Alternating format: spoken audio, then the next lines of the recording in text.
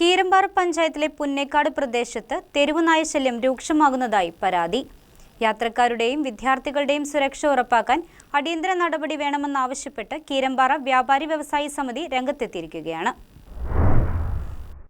കീരമ്പാറ പഞ്ചായത്തിലെ പ്രധാന വ്യാപാര കേന്ദ്രമായ പുന്നേക്കാടും പരിസര പ്രദേശങ്ങളിലും തെരുവുനായശല്യം മൂലം ജനങ്ങൾ ദുരിതത്തിലാണെന്ന് വ്യാപാരികളും നാട്ടുകാരും ഒരേ സമയം പറയുന്നു. നൂറുകണക്കിന് വാഹനങ്ങളും വിവിധ സ്കൂളുകളിലെ വിദ്യാർത്ഥികൾ ഉൾപ്പെടെ ഒട്ടേറെ പേരും കടന്നുപോകുന്ന പുന്നേക്കാട് കവലയിൽ കൂട്ടം കൂടി തെരുവുനായകൾ അലഞ്ഞു തിരിയുന്നത് പതിവ് കാഴ്ചയായി മാറിയിരിക്കുകയാണ്.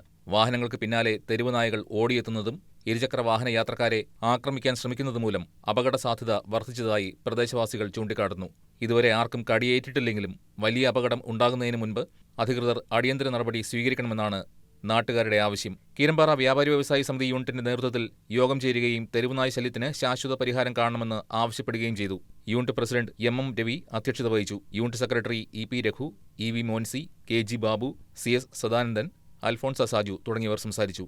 News desk KCV news.